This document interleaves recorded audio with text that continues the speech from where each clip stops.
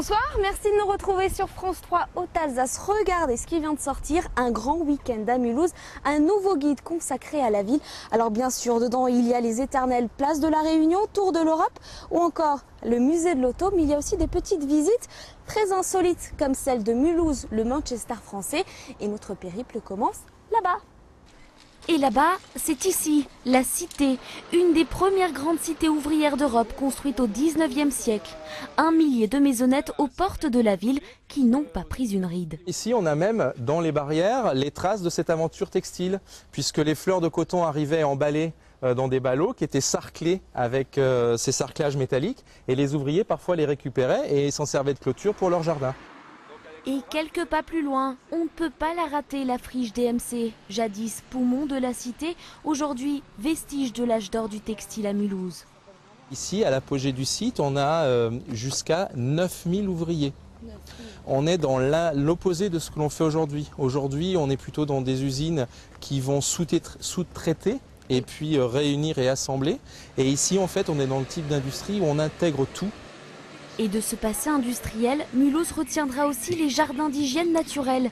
68 parcelles réservées jadis aux ouvriers, devenues un havre de paix pour se promener, pour rencontrer au détour d'une ruelle ces jardiniers du dimanche. Bonjour Henri. Bonjour Alexandra. Ça va. Ça fait 10 ans vous que vous avez ce jardin. Exactement. Vous aimez, hein? Exactement. Pourquoi? Ici on est libre, on est dans la ville et quand même dans un petit village, quoi. Et puis chacun s'occupe de son petit lopin de terre et puis voilà, hein. On est très heureux là-haut, on est content. C'est un petit paradis? Exactement, c'est un petit paradis auprès de la ville. Un petit coin de campagne, en pleine ville. Mulhouse recèle de petits trésors. Des trésors qu'on retrouve dans le guide de Natacha Penaud. L'auteur a parcouru le monde, réalisé les guides de New York, Barcelone ou Séville. Et à Mulhouse, elle y a trouvé un peu de toutes ces grandes villes. C'est plein de petits quartiers complètement différents. Donc on est dépaysé en faisant quelques mètres. On fait 100 mètres, on est ailleurs. On a l'impression de se balader des fois à Manchester, des fois à Berlin, des fois même à Paris. Et puis un petit coin de Suisse par-ci par-là. Donc voilà, donc ça c'est ultra dépaysant, c'est ça qui est rigolo à Mulhouse. Rigolote et surtout riche de son patrimoine historique. Alors Mulhouse, fini les complexes. Allez, on quitte une des plus belles villes au monde, Mulhouse, et on va à Lautenbachzell pour la 9e édition de l'exposition internationale d'art. Une exposition à ciel ouvert qu'on vous fait découvrir tout de suite. Il court, Roland Issanlor, dans son jardin-galerie. 500 œuvres à mettre en valeur, ça prend du temps. Mais pour lui et son épouse, toucher l'art d'aussi près, c'est que du bonheur. C'est droit? Ouais, ça marche. Un peu de pression aussi, car les artistes qu'il expose sont des pointures internationales. À l'image de celui qui a pensé ce cheval monumental, Andreas Nering. C'est un artiste qui est coté en Allemagne. Et d'ailleurs, pratiquement tous les artistes dans le jardin, c'est des artistes qui ont exposé à New York, qui ont exposé à l'étranger. Et c'est ce même artiste qui donne le ton dès le perron avec cette allégorie du narcissisme. Ici, les artistes laissent leur ego devant la porte et retrouvent dans le jardin le plaisir simple d'être ensemble. Les artistes. Une ambiance à 1000 lieues des foires renommées telles que Art Basel, et pourtant... Souvent, les gens, quand ils viennent les années précédentes, quand les gens reviennent de Art Basel, ils sont enchantés de retrouver un petit clin d'œil. Donc il y a vraiment des échanges. Au niveau visiteurs, les visiteurs viennent ici.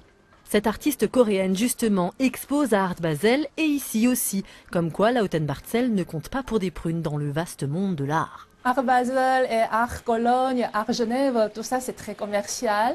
Les artistes, nous sommes obligés de passer par là parce qu'il y a très grands collectionneurs mondiaux. Mais bon, là c'est tellement humain, la chaleur humaine qui passe. J'aime beaucoup ce lieu. C'est humain et en plus les œuvres s'y vendent bien, 73 sur les 500 exposées l'année dernière.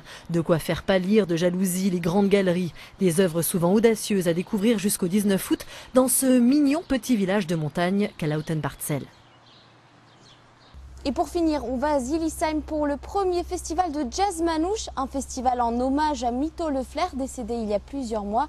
Mito Lefler rêvait de ce festival. Les gens qui l'ont aimé l'ont fait pour lui.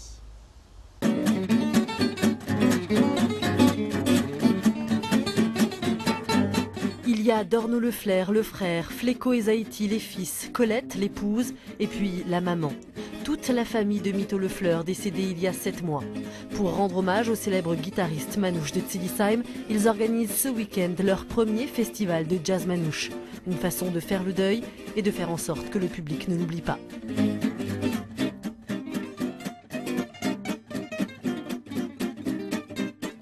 C'était un grand musicien, quoi. C'était un artiste, quoi. Il était connu partout, quoi. Et il était tout simple, quoi. C'était vraiment, comment dire...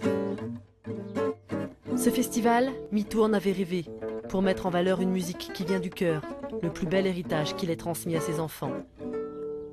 Ah ouais, c'était, voilà. Jouer avec ses sentiments, quoi, d'abord. Et puis il jouait avec... Il était toujours fier quand il jouait, quoi, voilà. Toujours content, quoi, toujours le sourire, quoi, il jouait. C'est un ami d'enfance de Mito Le Fleur qui s'occupe de l'organisation du festival. Il a programmé 12 groupes de jazz manouche issus des 4 coins de la France et a même refusé du monde. L'aura de Mito plane toujours. Côté public aussi, ça se bouscule. Il y a eu des appels du Canada, de Luxembourg. Nous avons des gens qui viennent exposer, des luthiers qui viennent de Clermont-Ferrand, de Châteauroux, de Mirecourt. Donc on a été très très surpris de cet engouement.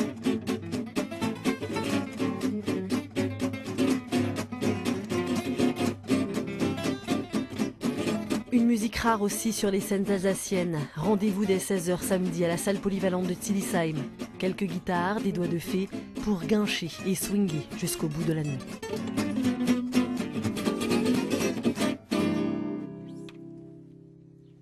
Il est temps de refermer cette édition locale. Merci de nous avoir suivis. Dans un instant, la météo, puis le journal national.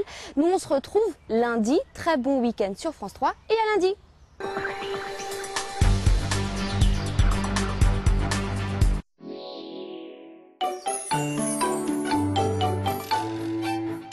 Découvrez la météo sur France 3 avec les jardineries Trèfle Vert.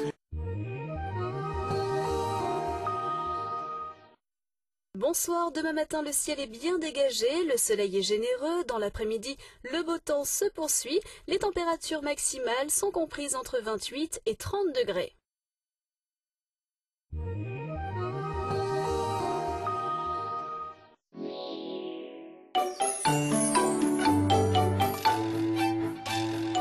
C'était la météo sur France 3 avec les magasins Trèfle Vert.